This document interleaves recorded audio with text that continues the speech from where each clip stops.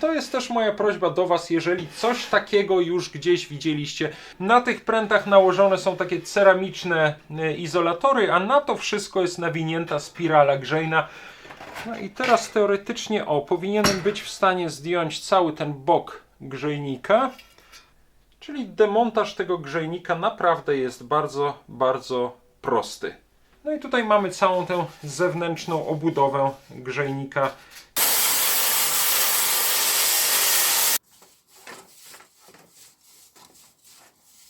Na pewno jest ten grzejnik teraz przed dalszym rdzewieniem zabezpieczony. Udało się trochę tej rdzy usunąć. No to nakładam w takim razie tę obudowę. No dobra. Myślę, że grzejnik jest już stabilnie i mocno skręcony. Tak, mamy tutaj połączenie. Ok. Tak, delikatnie. No teraz już nawet całkiem porządnie zaczyna ten grzejnik grzać. Taki trochę nieprzyjemny zapach wydziela. Cześć! Dzisiaj chciałbym Was bardzo zaprosić na pewnie nie bardzo długi odcinek, który będzie poświęcony temu staremu elektrycznemu grzejnikowi. Kilka tygodni temu na kanale pokazałem taki odcinek, w którym mowa była o kolekcji kilkudziesięciu różnych egzemplarzy sprzętu elektrogrzejnego, różnych wytwórców i polskich, i nie tylko polskich. A teraz staram się w poszczególnych odcinkach troszeczkę dokładniej przyjrzeć poszczególnym eksponatom.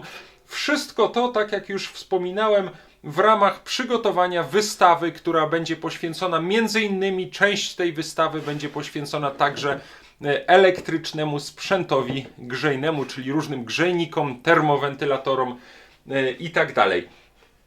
W ostatnich odcinkach, w ostatnich kilku odcinkach obejrzeliśmy tutaj na kanale troszeczkę dokładniej m.in. termowentylator z warszawskich zakładów maszyn elektrycznych, a być może nawet zdążyłem już opublikować tego w tej chwili, nie wiem, 2 odcinki o tych termowentylatorach, jeden nawet trochę dłuższy, bo rozkręcaliśmy tam też silniczek takiego termowentylatora z roku 1963 właśnie z warszawskich zakładów maszyn elektrycznych. Być może zdążyłem już też opublikować odcinki o grzejnikach z innej warszawskiej fabryki, z fabryki braci Borkowskich, z tak zwanej fabryki Braborg z lat międzywojennych. Też bardzo ciekawe elektryczne grzejniki, już nie termowentylatory. No a teraz chciałbym rzucić okiem troszeczkę dokładniej na ten grzejnik i chciałbym też troszeczkę spróbować dowiedzieć się czegoś więcej o jego pochodzeniu. Niestety w tej chwili nie jestem pewien, kto ten grzejnik wyprodukował i gdzie dokładnie, i też nie jestem pewien dokładnie, w jakich latach on powstał. Moim zdaniem może to być jeszcze przedwojenny grzejnik niemiecki. On przyjechał do mnie z Dolnego Śląska, dokładnie mówiąc chyba gdzieś z Kotliny Kłodzkiej, jeżeli dobrze pamiętam. Także prawdopodobnie jest to jeszcze stare urządzenie niemieckie, ale przyznaję, że podobnych grzejników do tej pory nie znalazłem i to jest też moja prośba do Was, jeżeli coś takiego już gdzieś widzieliście, dajcie proszę znać. Na tym grzejniku niestety nigdzie nie widzę żadnej tabliczki znamionowej, nie widzę tutaj odciśniętych żadnych oznaczeń producenta ani daty. Także być może podczas demontażu i podczas czyszczenia tego grzejnika znajdziemy gdzieś w środku jakieś oznaczenia, jakieś wskazówki na to, kiedy i gdzie dokładnie ten grzejnik powstał i kto go wyprodukował. Ja bym teraz rzucił króciutko na niego okiem. Grzejnik ma bardzo prostą konstrukcję, po prostu taka walcowata tuba z otworami, zresztą o takim dosyć charakterystycznym wzorku. Z 2 stron znajdują się pokrywki przykręcone nakrętkami, do których są przyspawane, czy przykręcone od środka, chyba przyspawane bardzo proste nóżki. Z jednej strony znajduje się gniazdko, do którego podłączało się przewód zasilający, no a w środku można to zobaczyć przez te otworki w obudowie. Znajdują się 2 takie długie grzałki. Mam wrażenie, że są to takie metalowe pręty nagwintowane na końcu, do których przykręcone są z 2 stron te nakrętki. Na tych prętach nałożone są takie ceramiczne izolatory, a na to wszystko jest nawinięta spirala grzejna, która, tak jak na nią patrzę, nawet nie wygląda na przerwaną. I to jest właściwie wszystko. To jest cała konstrukcja tego grzejnika. Jeżeli byśmy na taki grzejnik elektryczny mogli powiedzieć koza, chociaż określenie koza stosuje się raczej do tych takich grzejników, nie wiem, na drewno czy na węgiel wolno stojących, no ale ten grzejnik elektryczny rzeczywiście taką kozę faktycznie przypomina na tych 4 cienkich nóżkach. Ja bym spróbował teraz go rozkręcić. I myślę sobie tak, tutaj mamy to gniazdko do podłączenia przewodu, które jest tutaj drutami połączone z tą spiralą grzejną. Ja bym spróbował odkręcić nakrętki po tej stronie i wtedy prawdopodobnie będziemy mogli zdjąć całą tę pokrywkę, a wtedy całe to wnętrze grzejnika prawdopodobnie będziemy mogli wyjąć z tej strony, nie odłączając tutaj tych wszystkich drutów idących do spirali. Spróbujmy tak zrobić, spróbujmy najpierw odkręcić te nakrętki znajdujące się z tej strony. Myślę, że trzeba je będzie przedtem troszeczkę wyczyścić i naoliwić, bo one są już dosyć mocno zardzewiałe i może być kłopot z ich odkręceniem. Ja tutaj spróbuję troszeczkę te śrubki nasmarować. No i teraz pytanie, czy będę w stanie je w ogóle ruszyć. O dziwo, chyba tak. Ta jedna nakrętka się ładnie odkręca, ta druga chyba też. Także to nawet poszło łatwiej niż myślałem. O, mam już jedną nakrętkę odkręconą, drugą też. Tutaj jeszcze są podkładeczki.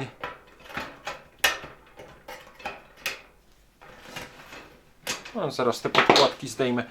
No i teraz teoretycznie, powinienem być w stanie zdjąć cały ten bok grzejnika.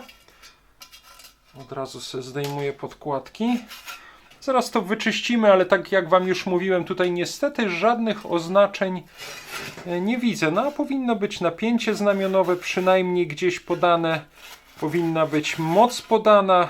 Powinien być oczywiście producent takiego grzejnika. Od środka jest to dość mocno zardzewiałe, ale też żadnych oznaczeń nie ma. Tutaj mam od środka widoczną końcówkę tych prętów, na które nałożone są izolatory i nawinięta jest spirala grzejna. Też nie widzę tutaj żadnych oznaczeń. Aha, i teraz powinienem chyba być w stanie zdjąć cały ten blaszany cylinder z otworkami. A tutaj mam już tylko ten wewnątrz umieszczony element grzejny. Czyli demontaż tego grzejnika naprawdę jest bardzo, bardzo prosty. Tutaj myślę, że wszystkie te elementy składowe grzejnika bardzo ładnie widać rozłożone na stole. Tutaj mamy jedną z tych bocznych pokrywek z nóżkami, nakrętki, podkładki. Tutaj mamy to w cudzysłowie serce grzejnika, czyli te dwa pręty z izolatorami i ze spiralką grzejną. Tutaj mamy gniazdko do podłączenia przewodu zasilającego. No i tutaj mamy całą tę zewnętrzną obudowę grzejnika z tymi otworami, przez które przelatywało powietrze. Największym wyzwaniem jest tutaj oczywiście wyczyszczenie tego wszystkiego, także ja powoli zabieram się najlepiej na zewnątrz, poza warsztatem, żeby tutaj za bardzo nie nabrudzić. Za wyczyszczenie tego wszystkiego tak od razu rzucam okiem. Tutaj na tej obudowie gniazdka żadnych napisów nie widzę. Od góry żadnych napisów też nie widzę. Tutaj z boku nic nie widzę. Na tych izolatorach też niestety nie. Tutaj też nie. No niestety chyba trzeba pogodzić się z tym, że prawdopodobnie żadnych napisów wskazujących na producenta nie znajdziemy. Być może, nie wiem, tu są jakieś otworki, może nie wiem, może tu była gdzieś przyczepiona tabliczka znamionowa, chociaż nie sądzę. Czyżby w ogóle nie było na tym grzejniku nigdzie żadnego oznaczenia? Trochę jest to dziwne, bo jednak na tego typu urządzeniach zawsze gdzieś jakieś przynajmniej podstawowe dane o napięciu, mocy się znajdują. Tutaj nic takiego niestety nie widzę. No dobra, wyczyśćmy to i potem będziemy się martwić.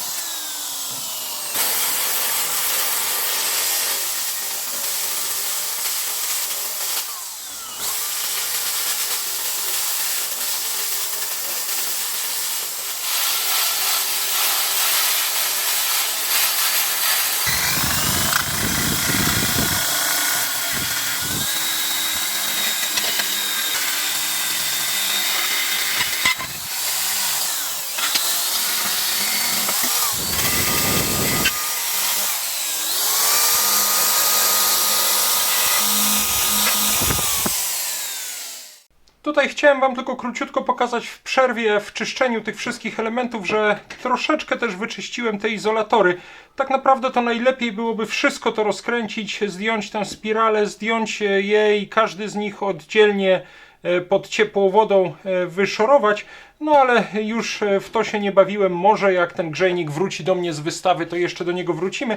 Ale myślę, że też nie jest źle. Tutaj kilka z nich udało się naprawdę w miarę fajnie doczyścić. Niech to sobie teraz przeschnie, a ja idę teraz pomalować odrdzewiaczem te pozostałe elementy, a później pomaluję też tutaj wszystkie metalowe części.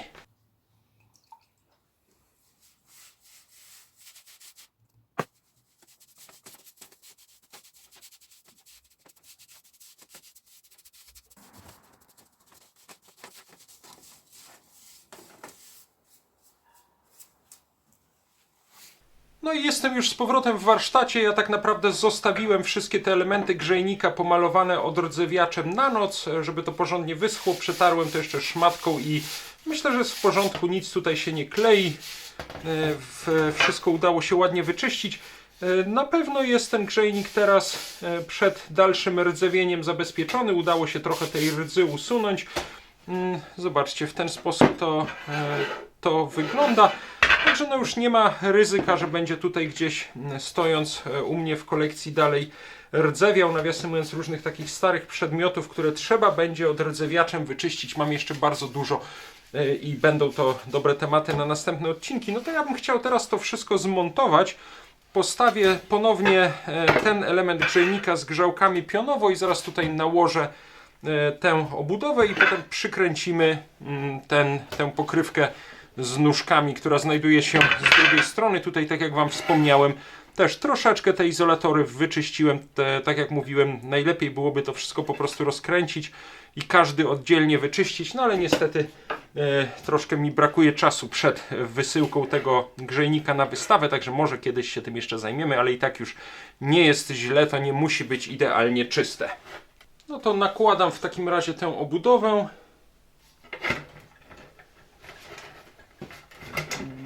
Prawdę mówiąc, nie wiem, nie pamiętam, czy to była ta pokrywka z tej strony, czy z drugiej, no ale chyba nie ma to wielkiego znaczenia. Zrobię tylko tak, żeby było to tym łączeniem do dołu. Ok. Teraz nakładam tutaj tę pokryweczkę, tak żeby śruby weszły w te otwory. Tutaj mam wszystko wpasowane, na dole chyba też. Podkładka. Druga podkładka. Nakrętka.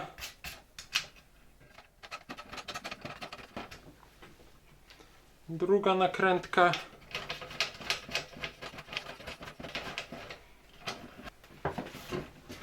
Tak, tutaj na dole wszystko ładnie weszło. No i przykręcam nakrętki. Zaraz jeszcze sobie mocniejszym kluczem to dokręcę. Na razie tutaj troszkę szczypcami.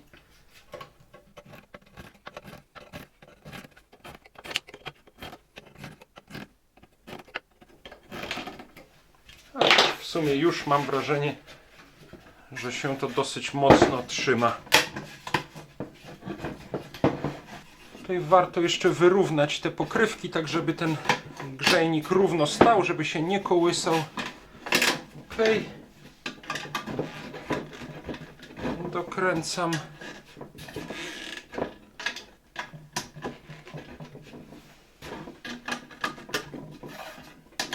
Aha, tutaj jedna nakrętka jest troszkę mniejsza.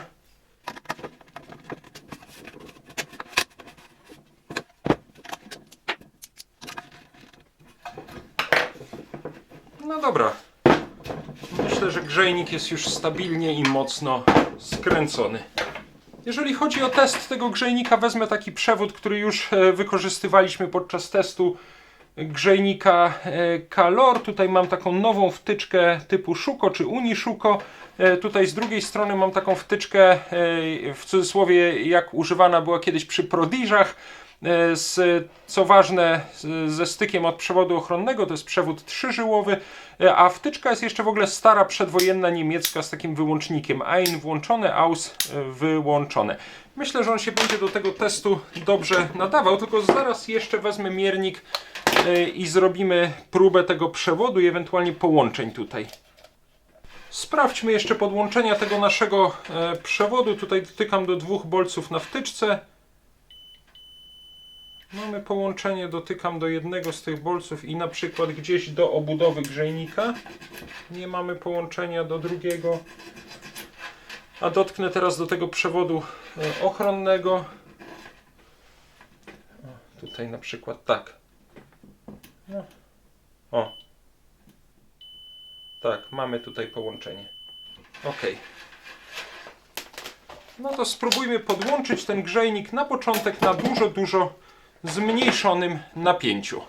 Do testu tego grzejnika posłużę się moim regulatorem napięcia. W tej chwili napięcie mamy tutaj bardzo zmniejszone, pewnie gdzieś na poziomie jakichś 30 V. Teraz mam wyłącznik tutaj w tej wtyczce wyłączony.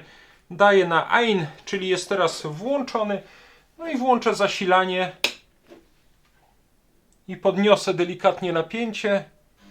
O, i słychać już tutaj spirale. Na razie przyznaję, że jeszcze nie czuję zupełnie, żeby to się nagrzewało, ale jest bardzo niskie napięcie. Podniosę je troszeczkę.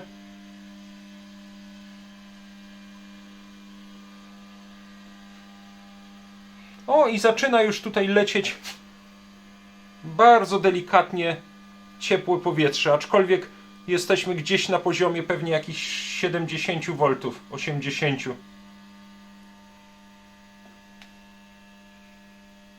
Tak, delikatnie. No teraz już nawet całkiem porządnie zaczyna ten grzejnik grzać. Taki trochę nieprzyjemny zapach wydziela.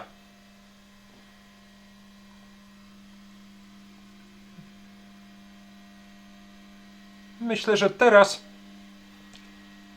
nieładnie pachnie wypalającymi się resztkami tego odrdzewiacza, który gdzieś mógł nachlapać na te spiralki grzejne.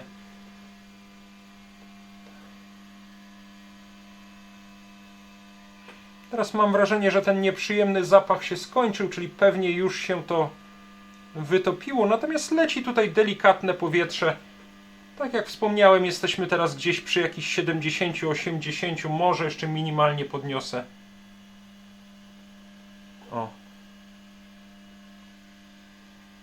No teraz już jest wyczuwalne faktycznie grzanie tego grzejnika. Na ręku i na twarzy czuję wyraźnie ciepłe powietrze. Tu troszeczkę z jednej spirali minimalnie się dymi, tam muszą jakieś zabrudzenia się wypalać. Nawet coś tam widać, że jest przyklejony w jednym miejscu do tej spiralki. Może włos z pędzla na przykład. O, już przestało dymić.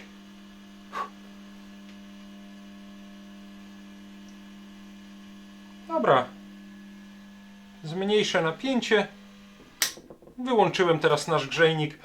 Jest sprawny, on oczywiście nie jest przeznaczony do użytku na co dzień. Byłoby to też, myślę, nie do końca bezpieczne, ale zawsze fajnie wiedzieć, że mamy taki sprawny eksponat, który w razie czego do jakiejś prezentacji ostrożnie i z zachowaniem środków bezpieczeństwa można ewentualnie, tak jak tu na przykład przy zmniejszonym napięciu, uruchomić. Bardzo Wam dziękuję. Myślę, że był to udany test. Pamiętajmy oczywiście, że przy tego typu testach starych urządzeń zachowujemy bardzo daleko idącą ostrożność, ale myślę, że udało się w takich bezpiecznych warunkach przy znacznie zmniejszonym napięciu ten grzejnik tutaj wypróbować. On jest sprawny, ale tak jak powiedziałem, jest to tylko historyczny eksponat. Na pewno nie będzie na co dzień wykorzystywany. Może kiedyś do jakiejś prezentacji jeszcze się przyda. Myślę, że był to dosyć udany odcinek. Sporo udało nam się tutaj zrobić. Przede wszystkim rozmontować ten grzejnik, obejrzeć jego dosyć prostą, ale fajną konstrukcję. Udało się go też wyczyścić w miarę z rdzy i zabezpieczyć przed dalszym rdzewieniem, także on teraz będzie mógł spokojnie pojechać na wystawę, a później będzie mógł wrócić tutaj do mnie do kolekcji. To, czego niestety nie udało się dzisiaj zrobić, a na co troszkę liczyłem, to jest znaleźć jakieś oznaczenia producenta, znaleźć jakieś oznaczenia z datą, znaleźć jakieś oznaczenia, które wskazywałyby na pochodzenie i czas powstania tego grzejnika. To się niestety nie udało, ale bardzo liczę tutaj właśnie na Waszą pomoc. Może z podobnymi urządzeniami się spotkaliście i może będziecie w stanie podpowiedzieć, kto, kiedy i gdzie ten grzejnik wyprodukował. On pochodzi, tak jak powiedziałem, z Dolnego Śląska, ale to nic nie znaczy. Może to być zarówno jeszcze stary przedwojenny niemiecki grzejnik, jak i grzejnik powstały w okresie wojny, może to być grzejnik powstały we wczesnych latach PRL-u. Niestety tego nie wiem, nigdy wcześniej z tymi bardzo prostymi modelami się nie spotkałem. Także jeszcze raz bardzo Wam dziękuję. Ja idę teraz spakować ten grzejnik, przygotować go do wyjazdu na wystawę. Mam nadzieję, że będzie ładnym eksponatem i mam nadzieję, że już niedługo zobaczymy go właśnie w relacji z prezentacji wystawy poświęconej między innymi, bo nie tylko, staremu sprzętowi elektrogrzejnemu. Zaproszenie na tę wystawę, informacje o niej umieszczę w opisie tego nagrania, jak tylko będą one już dostępne. Jeszcze raz bardzo Wam dziękuję, a my zabieramy się już niedługo w kolejnych nagraniach w dużej mierze za kolejne stare grzejniki, ale nie tylko. Cześć i do zobaczenia.